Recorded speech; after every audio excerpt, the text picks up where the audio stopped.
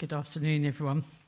So I'm here to talk about the real story behind the need for screening. So I'm going to start at the beginning. These are my identical twin sons, Alexander and Cameron, and they were born in March 1996. There was half an ounce in weight and half a centimetre in length difference between them. So they really were identical. And I did actually keep their hospital name badges on for a couple of weeks so that I could tell them apart. So birth to 6 years old, they were both well at birth and needed no special care. Often with identical twins, as I'm sure a lot of you will know, one can be a little bit bigger than the other, etc. But they were absolutely perfect.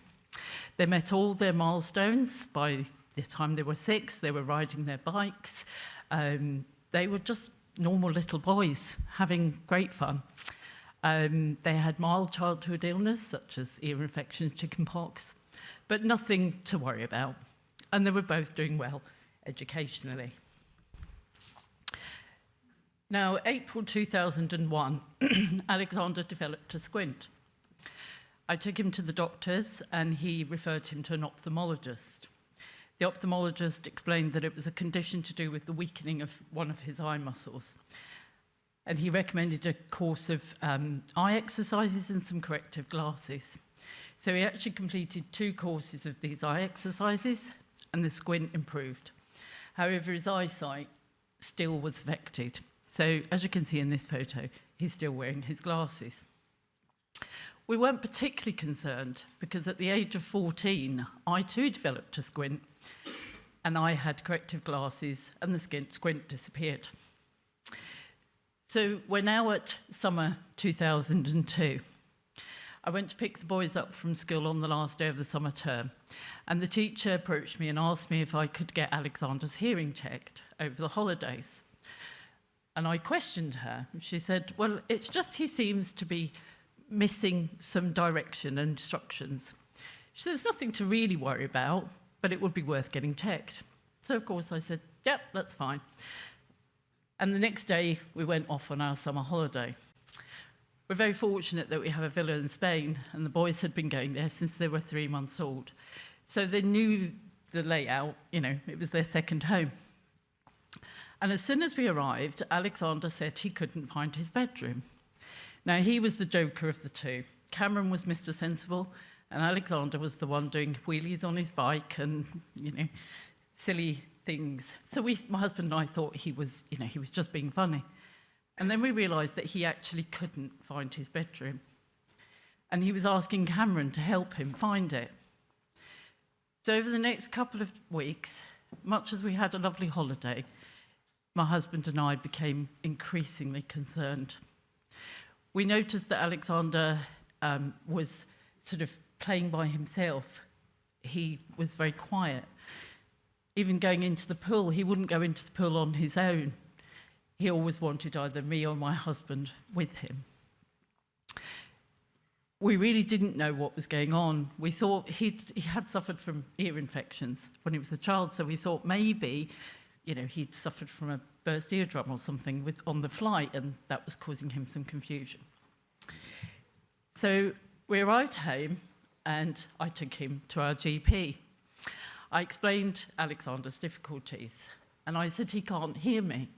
Now, what I'd actually done was I'd stood behind Alexander and asked him if he wanted some sweets. He completely ignored me. Meanwhile, Cameron was jumping up and down, thinking that his mum had gone completely crazy. I was actually offering them sweets. But 6-year-old boys, even if they're, playing up, they're not going to say no to sweets. And when we returned home, he couldn't find his bedroom at home. And even worse, he often didn't know whether he was upstairs in the house or downstairs in the house. The answer from our GP was that 6-year-old boys often ignore their parents. He also felt that perhaps he was attention-seeking. His reasoning being that they were identical twins, and in his experience, identical twins can feel jealousy between the other one. And he actually said to me, perhaps you're giving Cameron more attention. So I left that consulting room feeling like the worst mum in the world. So I visited the GP 3 further times, and I really felt like I wasn't being listened to. I felt like I was being paranoid. We'd visited both sets of grandparents over the week after we'd come back from holiday, and they were absolutely shocked at the change in Alexander. They couldn't believe what they were seeing. So I actually asked them if they could write down their observations so that I could take that to the GP to prove that something was wrong. The GP did refer to a paediatrician, and the paediatrician didn't see any urgency. So I asked the GP to resend the referral and mark it as urgent. At this point, Alexander was too ill to attend school. He was bumping into things. He would be trying to go through a doorway, and he would walk straight into the door frame. So the paediatrician had come back to our GP and said that there was 15 children ahead of Alexander on the waiting list, and it would be 3 months before he could see him. Our GP called one Friday morning and asked if we could afford to have a private consultation. Fortunately, we were in a position to say yes immediately. So that afternoon, we saw the same paediatrician that we would have seen at our local hospital at the private hospital.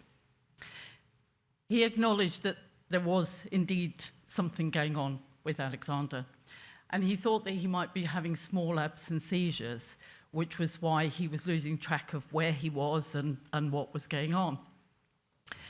So he booked him to have an EEG, and the results of that were the abnormal brain waves, but it wasn't epilepsy. So we were then moved back onto the NHS because we needed to see a neurologist and have MRI scans. So the 4th of October 2002 is a day we will never, ever forget. We had a consultation at Addenbrooke's Hospital in Cambridge with Dr. Alistair Parker, who's a paediatric neurologist. He looked at Alexander for about half an hour, asked him to write his name. And he was barely able to write his name by now. This was a child whose handwriting was beautiful for a 6-year-old, but it was beautiful. And Dr. Parker kept asking me if I was, did I have any walking difficulties? Was I okay? And I was fine. So, a bit confused as to why he was concentrating on me. He asked if Alexander would go and play with his secretary so that he could talk to my husband and I. And Dr. Parker came back into the room and said, "I think I know what's wrong with your son." In that moment, my husband and I looked at each other and thought, thank goodness, someone knows what's going on. And that's when we first heard the word adrenal leukodystrophy. Dr. Parker explained that it was a degenerative genetic condition that affected the white matter of the brain. And there was nothing could be done for Alexander. There was no treatment because he was too symptomatic. And he told us to take him home and love him and make the most of the time that we had left with him. Then Cameron was brought up because identical twins, it's genetic, so he would need to be tested. At this point, I was actually 40 weeks pregnant with our 3rd child. We didn't know whether the child was a boy or a girl. So Cameron then was diagnosed exactly a month later on the 4th of November 2002. He did have some damage to his brain, but he had a chance. He was at the high level of the range for a bone marrow transplant. But he was doing really well. He had no symptoms. His neuropsychology test was really good. So he was fast-tracked for a bone marrow transplant. And for speed, my husband was his donor. He rejected the first transplant, and in the meantime, the team at Bristol Children's, headed by Professor Colin Stewart, had found an unrelated donor who, would you believe it, lived in Bristol. We couldn't believe our luck. So this young lady came in and she donated her blood for further cross-matching on Christmas Eve. She then pulled out on the 28th of December and said she was no longer willing to be a donor. So we went ahead again with my husband. This was a huge, steep learning curve where we learned more about ALD. Our third child was indeed a boy, so he had to be tested. And we used his cord blood test. And I'm really pleased to say that he hasn't got ALD. He is now nearly 21 and 6'4".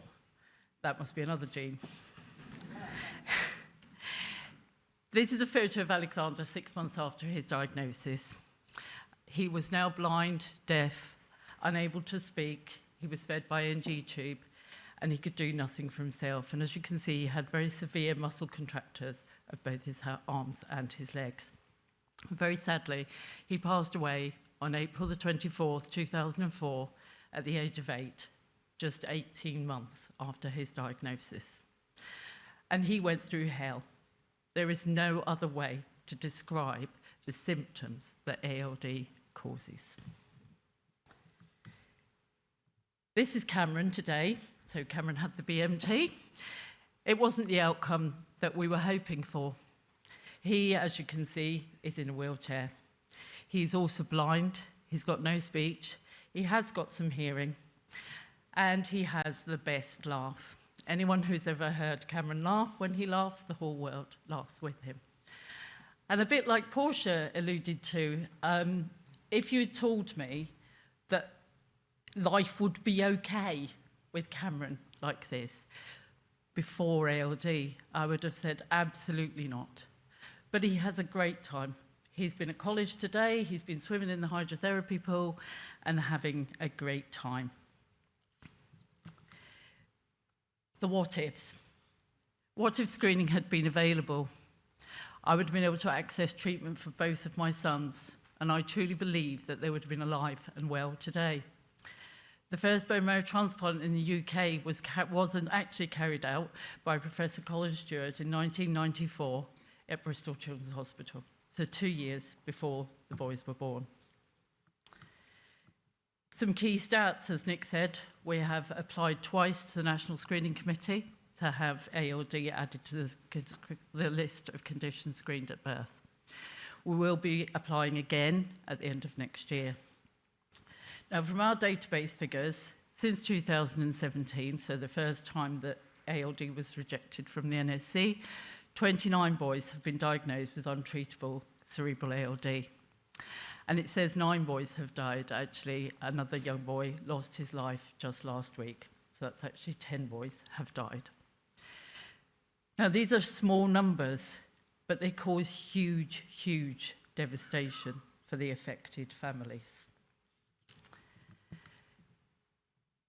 Many families could be affected if we screened for more rare diseases. And this is not just my story.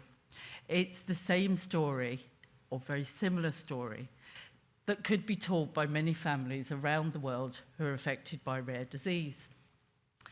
Now, we've heard a lot over the last couple of days about false positives and variants of unknown significance. And there seems to be an awful lot of emphasis on the negative effect on families.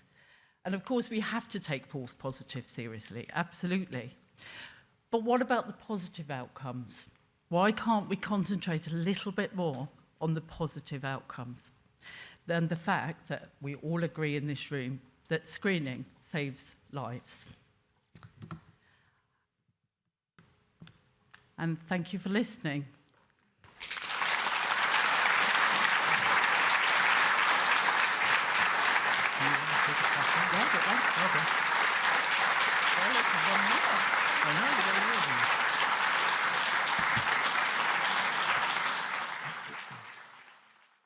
So, a mom like you, Elisa Seeger, you know, came forward in New York 10 years ago and got legislative action to add ALD, and I'm sure you know Elisa very well. I do. So, why is this harder in England? I don't know. What's the problem? So, U.S. has been doing this for 5 years, 6 years, and so what is all the concern about? Yeah, so the NSC aren't happy with the data that we have, the incidence data. They also find it very difficult. So, you know, the 9 conditions that they currently screen for, they all need to be treated straight away. And in effect, with ALD, you're screening to put onto another screening program. So with ALD, from the age of 2, you would have MRIs every 6 months throughout childhood until about the age of 16. So they don't like that.